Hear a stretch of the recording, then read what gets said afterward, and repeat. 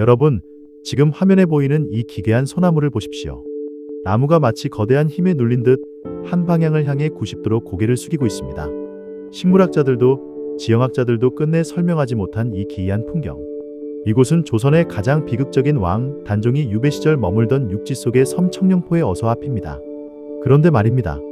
만약 이 나무들이 단순히 자연 현상이 아니라 600년 전 한 소년 왕과 맺은 피의 약속을 지키고 있는 것이라면 믿으시겠습니까? 조선 왕조가 무려 242년 동안이나 그 이름조차 입에 올리는 것을 금기시하며 철저히 봉인했던 미스터리.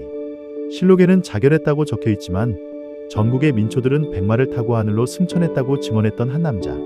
오늘 뉴스사랑방은 여러분이 교과서에서 배운 뻔한 역사를 완전히 뒤집어 놓을 겁니다. 국가는 그를 죽였지만 국민은 그를 신으로 부활시켰다. 왜 청룡포의 소나무는 600년째 절을 멈추지 않는가? 왜 일제강점기 일본 순사들은 장릉의 단종 장릉 앞에서 의문사했는가? 그리고 왜 태백산 무속인들은 지금도 왕이 아닌 산신령에게 무릎을 꿇는가? 이 영상의 마지막 1분, 여러분은 우리가 몰랐던 대한민국 역사상 가장 거대한 영적 전쟁의 실체를 마주하게 될 것입니다. 단언컨대 이 영상을 끝까지 보지 않으신다면 여러분은 한국인의 DNA에 새겨진 가장 강력한 비밀 하나를 놓치게 될 것입니다. 취재의 정희석 기자입니다. 강원도 영월 굽이치는 동강이 빚어낸 천혜의 절경 청룡포. 삼면이 깊은 강물로 가로막히고 뒤편은 깎아지른 절벽 유격봉이 버티고 선 이곳은 배가 없으면 누구도 드나들 수 없는 육지 속의 섬입니다. 1457년 여름 한때 조선의 주인이었던 17세 소녀는 이곳에 유배됩니다.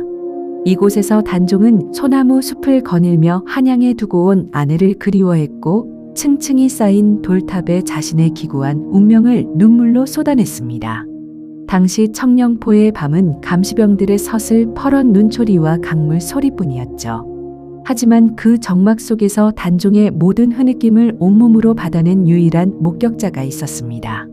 바로 600년을 버텨온 노송 관음송입니다. 볼관의 소리, 단종의 비참한 모습을 보고 슬픈 울음소리를 들었다는 뜻의 이름을 가진 관음송. 이 거대한 노송의 영혼을 빌려 당시의 진실을 물었습니다. 그 아이, 아니, 전하를 처음 뵈었을 때를 잊지 못하네. 17, 한참 꿈을 꿔야 할 나이에 전하께서는 이 좁은 숲에 갇히셨지. 나는 그때 이미 수백 년을 산 나무였지만 그분만큼 무거운 슬픔을 진 인간은 본 적이 없어. 전하께서는 늘 내 허리께 갈라진 가지 사이에 걸터 앉아 북쪽을 보며 절을 하셨지. 밤이 깊으면 아무도 모르게 내 품에서 소리 죽여 우셨어. 그 뜨거운 눈물이 내 껍질 사이로 스며들 때마다 내 뿌리가 다 타들어가는 것 같았다네. 한 번은 전하께서 내 줄기를 어루만지며 속삭이셨지. 너는 나를 잊지 않겠느냐고. 나는 대답 대신 내 가지를 더 넓게 펼쳐 그분의 눈물을 가려드렸어. 세상이 그분을 버리고 숙부라는 사람이 그분의 숨통을 조여올 때 나는 보았고 들었네. 그분의 마지막 기도를. 내가 관음이라는 이름을 얻은 건 그분의 고통을 증명해야 할 숙명을 타고났기 때문이라네. 세조는 결국 단종에게 사약을 내립니다. 하지만 사약을 받은 직후 실록에는 기록되지 않은 기이한 현상들이 영월 전역에서 보고됩니다. 단종이 숨을 거둔 날 밤 영월의 강물이 갑자기 핏빛으로 물들었다는 민담부터 시작해 죽은 지 사흘째 되던 날의 목격담은 전율 그 자체입니다.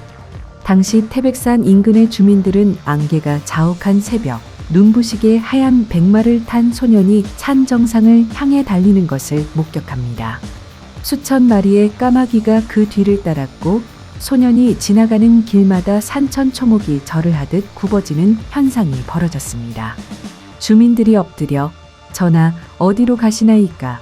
라고 묻자 백마 탄 소년은 인자한 미소를 지으며 답했습니다. 나는 이제 이 산의 산신령이 되어 영원히 이 땅을 지키려 한다. 이 소문은 삽시간에 한양까지 번졌고 세조는 평생을 악몽과 피부병에 시달리며 단종의 홀령이 나를 찢으려 한다. 고 비명을 질렀다고 전해집니다. 과연 이 현상을 어떻게 해석해야 할까요? 수십 년간 단종 관련 민속학을 연구해온 김성훈 박사를 모셨습니다. 단종 신앙은 세계 역사에서 유례를 찾기 힘든 독특한 현상입니다. 보통 패배한 왕은 역사에서 지워지기 마련이지만 단종은 백성들에 의해 신으로 재탄생했습니다. 우리는 이것을 영적 저항이라고 부릅니다. 백성들에게 세조는 무력으로 왕위를 뺏은 불의의 상징이었고 단종은 희생된 정의의 상징이었습니다. 국가 시스템이 정의를 실현하지 못하자 백성들이 무속신앙을 통해 스스로 정의를 구현한 것이죠. 실제로 17세기 기록을 보면 전국 무속인의 대다수가 단종을 자신의 주신으로 모셨습니다. 이는 단순히 귀신을 믿는 게 아니라 우리의 진정한 왕은 죽지 않았다는 민중의 영적 결집을 의미합니다. 단종이 숙종 때 복권되기까지 242년 동안 그는 지하세계를 다스리는 진정한 조선의 왕이었던 셈입니다. 지금도 태백산 천재단 아래에는 단종을 모시는 단종비가 있습니다. 태백산에서 평생을 단종 신령님께 바쳐온 백년한 만신의 이야기를 들어보았습니다. 아이고, 전하는 지금도 여기 계셔. 태백산 기운이 왜 이렇게 맑고 강한 줄 알아? 그 어린 분이 여기를 지키고 계셔서 그래. 내가 신내림 받을 때 꿈을 꿨는데 눈부신 백마를 탄 소년이 내 손을 잡으며 억울한 사람들의 눈물을 닦아주어라 하시더라고. 그분이 바로 단종 신령님이야. 지금도 영월장릉의 밤안개가 자욱할 때 가봐. 가끔 말발굽 소리가 들려. 그건 전하께서 영월의 묘소와 태백산 정상을 오가며 이 나라 백성들이 잘 사나 못 사나 살피러 다니시는 소리야. 우리는 그분을 단종 대왕이라 안 불러. 태백산 산신령님이라 부르지. 왕보다 더 높은 분이야. 인간의 법으론 죽임을 당했지만 하늘의 법으론 영원한 주인이 되신 분이지. 그래서 우리 무속인들에겐 단종 전하가 가장 무섭고도 인자하신이야. 이제 단종의 유배지인 청령포로 가보겠습니다. 이곳에는 과학으로 설명되지 않는 절하는 소나무들이 있습니다. 청령포의 어소를 에워싼 수천 그루의 소나무들 가운데 어소를 향해 90도로 굽어 자라는지 그들의 이야기를 들어보겠습니다. 사람들은 묻곤 하지 왜 우리만 이렇게 등이 굽었냐고. 허허, 우리는 600년 전 그날을 기억해. 그 어린 전하께서 사약을 받으시던 날 산천초목이 모두 숨을 죽였지. 인간들은 무서워 고개를 돌렸지만 우리 나무들은 그럴 수 없었어. 우리는 그때부터 결심했지. 죽어서도 외로울 전하를 위해 우리가 영원한 신하가 되어드리기로 말이야. 그래서 우리는 하늘로 곧게 뻗는 본능을 버렸어. 모든 가지와 몸통을 전하의 어소를 향해 굽혔지. 이건 뒤틀린 게 아니야. 600년째 이어오고 있는 우리의 절이라네. 한여름 폭풍우가 몰아쳐도 우리는 고개를 들지 않았어. 전하께서 우리에게 말씀하셨거든. 너희만은 나를 잊지 말아달라고.